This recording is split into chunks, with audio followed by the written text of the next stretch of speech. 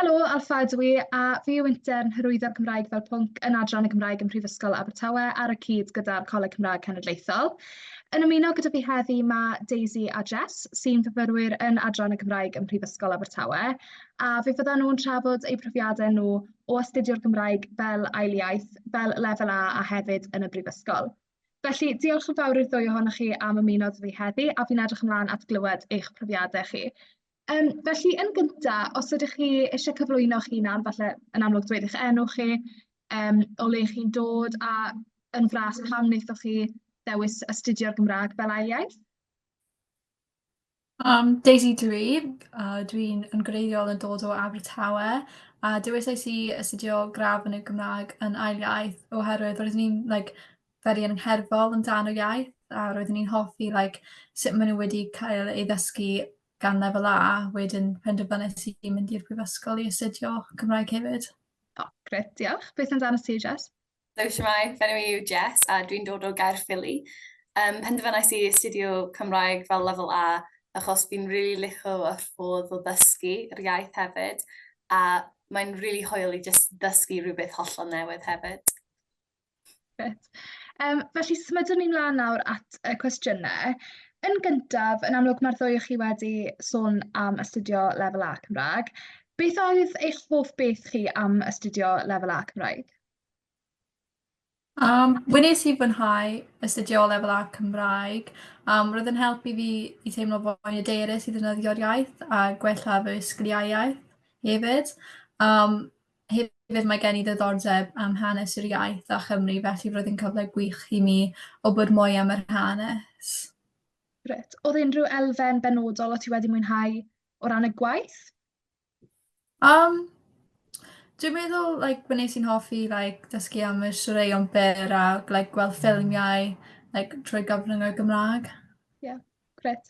Diolch. Beth amdano ti, Jess? Fy hoff beth am astudio Lefel A Cymraeg oedd y cyfle i ddysgu mwy am ein wlad, diwylliant, a'r cyfle i ddysgu mae'n y byd hollol wahanol a newid i mi, yn llawn o llenyddiaeth newydd hefyd, achos fy hoff peth yw darllen hefyd. So mae'n really neis i actually dechrau darllen yn Gymraeg hefyd. Ie, mae fe, fel nes ti weud, mae'n agor byd arall mewn ffordd yn agor fel rhoi fwy o perspektif, yn dweud? Ie. Grêt. Yr ail gwestiwn felly, chi wedi crybwyll yn barod, ond pam gwnaethoch chi benderfynu astudio'r Gymraeg yn y Brifysgol? Roeddwn ni eisiau mynd â fy astudiaethau ymhellach i ddatblygu fy sgwrsio iaith. A roeddwn ni hefyd yn wir eisiau y cyfle i astudio trwy gyfrwng y Gymraeg, achos roeddwn ni'n mynd i'r ysgol Saesneg, so roedd yn nice i just gweld y contrast o dysgu trwy Gymraeg hefyd.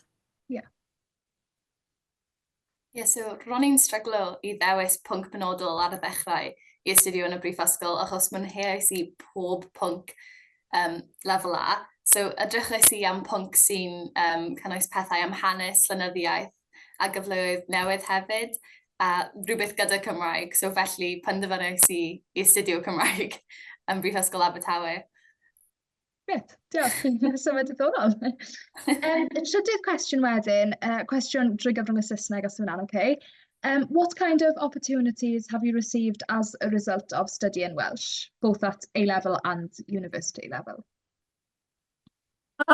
Studying Welsh is giving me the opportunity to meet more friends and meet new people who also speak Welsh. It's also given me the opportunity to practice my Welsh outside of the lessons and the community and stuff. Also at university level, becoming an ambassador for the Coleg Cymraeg, that has been a great opportunity to help develop my Welsh and to work in the Eisteddfod and write blogs, etc. Great, thank you. Yeah, so I feel for me, studying through Welsh has opened the doors to so many different opportunities, So, for example, I'm a student ambassador for the university, so I work on open days and through lots of other events to sort of help promote the use of Welsh on campus to students and families. I've worked on the helplines for clearing through Welsh, which is a really nice opportunity to sort of tell people that they could come to the university in September. I'm a student rep for the course as well, so I give feedback from my fellow course mates to the university to help improve things there. I've also been lucky enough to write blogs too for the Welsh Department's blog and for Lush Cymru. And I just recently took part in a panel with Coleg Cymraeg in my old school, actually, where I was working with some very popular Welsh people like Ellis Lloyd-Jones, Katie Owen, people like that, which was really nice to sort of help promote the Welsh language in that way too. So I think it's opened a lot of different doors for me. Great, thank you. On this question as well, could you maybe just talk a bit about your Instagram page, if that's all right? Oh, yeah. So I have this page on Instagram. It's called Dysgu gyda Jess. So I share and make little videos about my life through Welsh. So I've done videos on my top tips to help use more Welsh, videos to teach you sort of how to start learning to read in Welsh, because I remember struggling a lot with that when I was studying at A level. So I thought I'd sort of share some tips. And yeah, I just recently made a video with my dog because I taught my dog to speak Welsh. And yeah, just little things like that. And it's a really nice way to sort of connect with other Welsh learners and speakers too. I've got to say, I love the video with your dog. It's really brilliant. Thank you. Felly, diolch yn fawr i chi'ch dwy. Symud ymlaen at y cwestiwn nesaf, sef beth yw eich hoff fodiwl yn y brifysgol hyd yn hyn a pham? Dwi'n meddwl bod y holl modiwl i oedd y modiwl gramadeg, achos dwi wir yn hoffi gweithio ar fysgoliau iaith, a wrth gwneud y modiwl hwnna, mae wedi gwneud i fi teimlo'n fwy o derys i ysgrifennu yn y Gymraeg, ac hefyd siarad tipyn bach hefyd. So dwi'n meddwl bod y modiwlau sydd yn really canolbwyntio ar gramadeg yw'r fy hoff un i fi.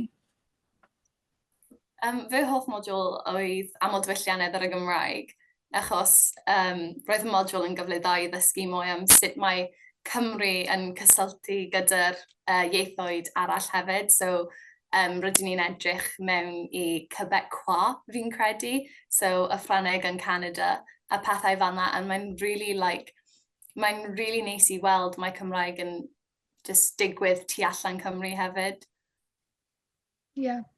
A hefyd, yn amlwg, fel mae'r ddwy o chi wedi sôn fyna am fodiwlau hollol wahanol, chi wedi cael y cyfle hefyd i astudio amrywiaeth o fodiwlau sy'n datblygu eich sgiliau chi mewn amrywiaeth o ffyrdd hefyd. Yeah. Felly, cwestiwn nesaf, the next question, how do you think studying Welsh will be beneficial to you in the future? I think most jobs in Wales want people who can speak Welsh. Therefore, I think it is something that future employers will look for when you're applying for jobs. By taking a language degree like Welsh, it not only helps you to become more confident and fluent in the language, it also teaches you valuable skills which employers can look for. So for example, effective communication and listening skills, using correct grammar and being able to converse in more than one language. Great. Yeah, so building off of what Daisy said, actually, aside from being able to just actually speak the language, I think that the modules we've been able to study in university have helped us develop a wide range of skills, because we have modules that look at law, and then also modules that look at literature, trawsieithu, so translanguaging, I think, and cyfieithu hefyd, so why can't I remember what cyfieithu is? Translating.